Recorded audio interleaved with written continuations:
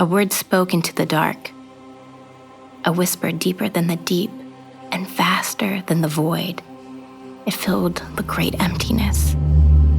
Yahweh had spoken, and his breath brought with it light and life. The world awoke, and history began. His creation knew his love and his blessing.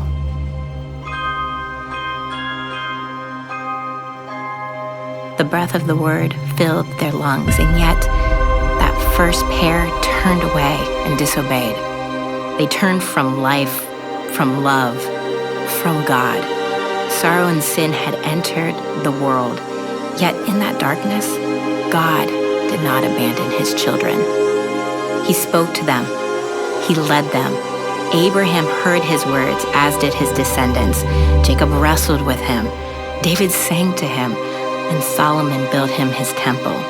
The same word that was at the beginning spoke to them through their priests, prophets, and kings.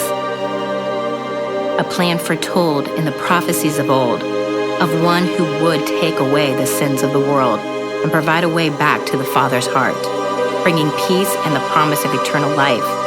And the word revealed to them a singular way of reconciliation through the greatest sacrifice of love.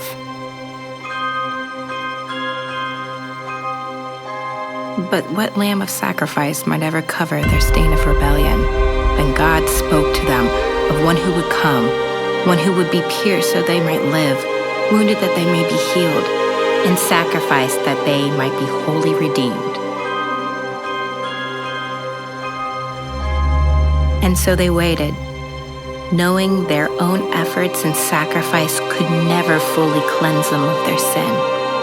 Still they watched and hoped, longing for the day of his coming, longing for the promise of the one who would save them. Until a star shone clear in the night sky, heralding the dawn of God's promised salvation. The time had finally come for the world to witness the birth of the perfect Lamb who would wash his people clean. Redemption now stood at their very door.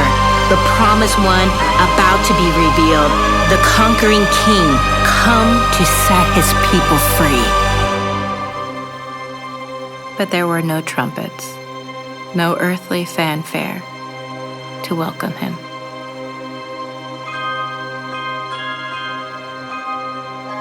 In the silence of the most sacred night, before the manger, before the cross, before the empty tomb, the depths of God's love was revealed, and heaven held its breath, listening, waiting for their king to shine in the dark.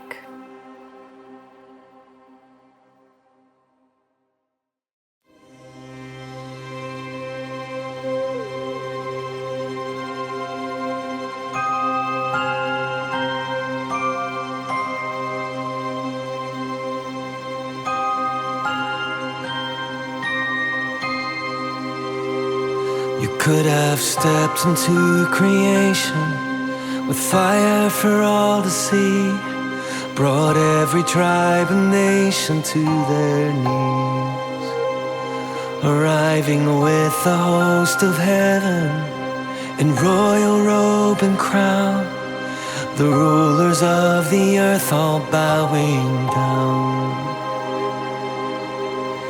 But you chose meekness over majesty, wrapped your power in humanity.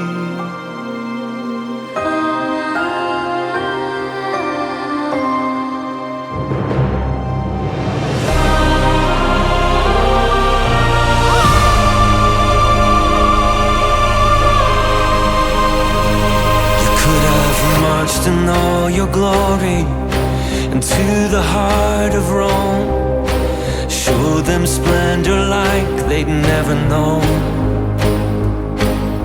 But you wrote a better story in humble Bethlehem, Creator in the arms of common man.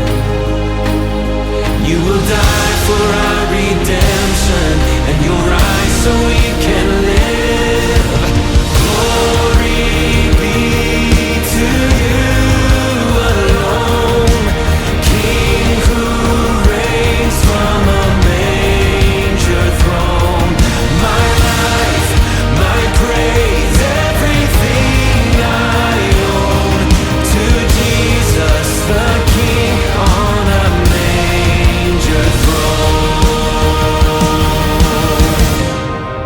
From heaven to the cradle, from cradle to the cross, let heaven and nature sing, this is our King. But the grave couldn't hold him, our God has overcome.